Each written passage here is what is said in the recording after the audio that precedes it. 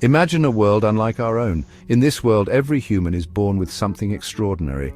They possess a personal self-destruct button. This is not a metaphor. It is a tangible reality for them.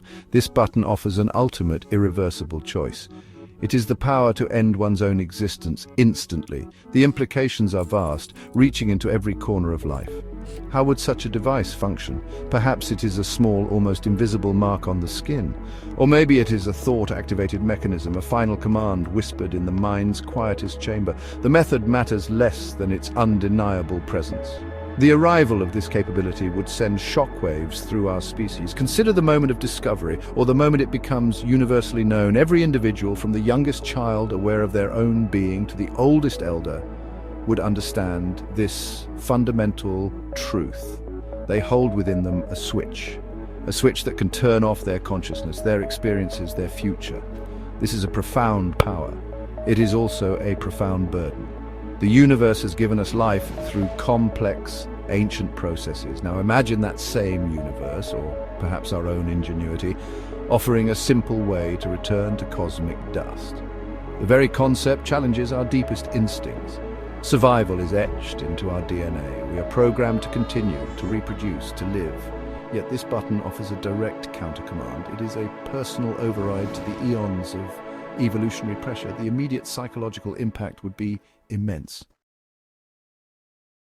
The psychological weight of possessing such a button would be immense. It is a constant silent companion.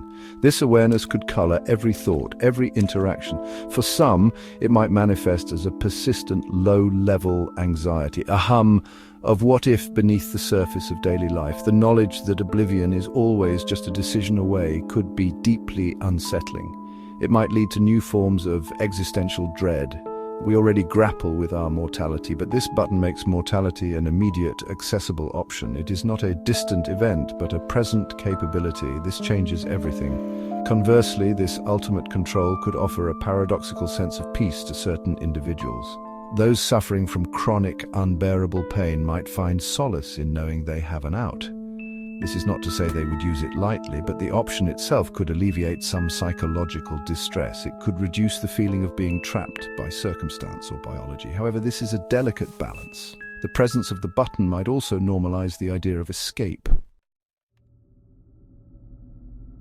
The existence of a personal self-destruct button would necessitate a complete overhaul of our social structures. Laws would need to be rewritten. Ethical frameworks would require profound re-examination. Consider the crime of murder. If every individual can choose their own exit, does murder become a different kind of offense? Perhaps it is seen as denying someone their ultimate choice, or forcing an end they did not select.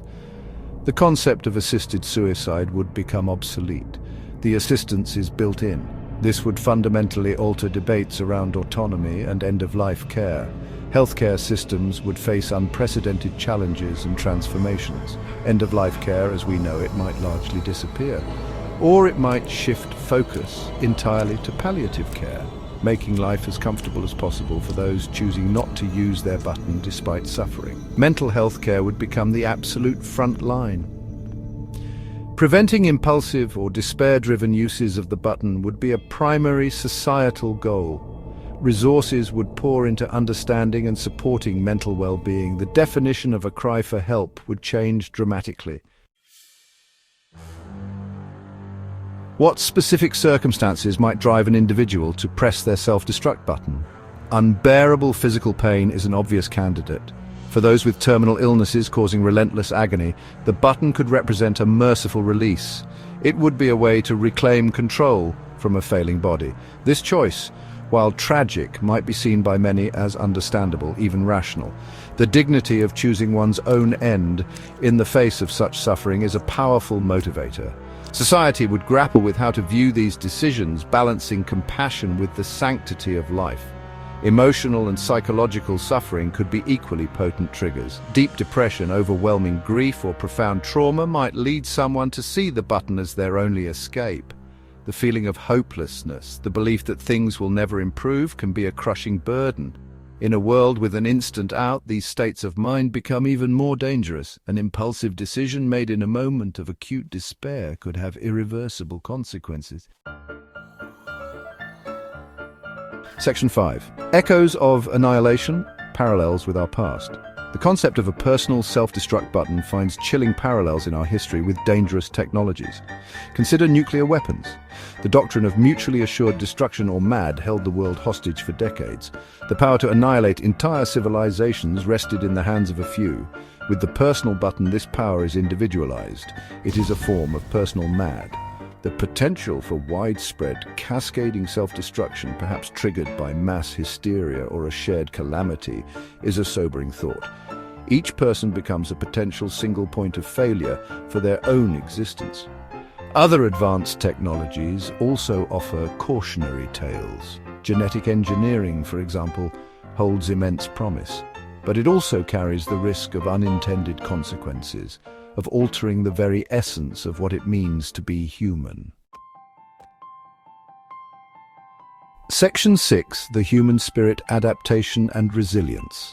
Faced with such a profound alteration to human existence, how would our inherent nature respond? Would the constant presence of a self-destruct option make us more empathetic, or would it lead to a kind of emotional numbness? We might see a surge in compassion, knowing that everyone around us carries the same burden. The same option could foster a deeper understanding of shared vulnerability. We might become more attuned to the suffering of others, more motivated to alleviate it. The desire to prevent loved ones or even strangers from choosing their button could become a powerful societal force. Alternatively, the sheer ubiquity of choice and potential death could lead to desensitization. If using the button becomes common or even accepted in certain circumstances, our collective shock and grief might diminish over time. Death, already a part of life, would become an even more present, more elective reality. This could erode our natural aversion to it.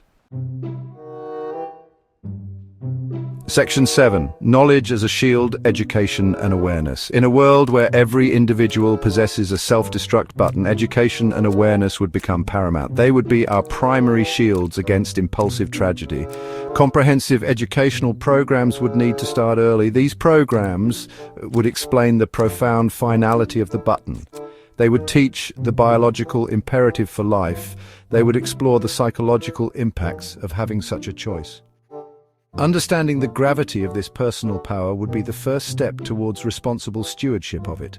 Ignorance or casual disregard would be too dangerous. Mental health support systems would need to be robust, accessible, and entirely destigmatized. Seeking help for emotional distress or suicidal thoughts could no longer carry any shame. It would be seen as a sign of strength, a necessary act of self-preservation. Therapists, counselors, and crisis intervention specialists would be among the most vital professions. Society would invest heavily in research to understand the triggers for button use. It would develop effective strategies for prevention and support. Section 8. Reflections. The cosmic test.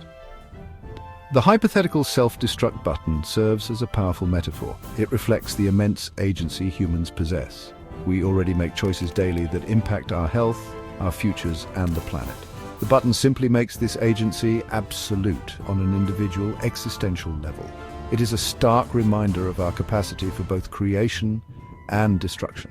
It forces us to confront the ultimate questions about our purpose and our responsibilities. What do we do with such power? How do we live when the end is always within immediate reach?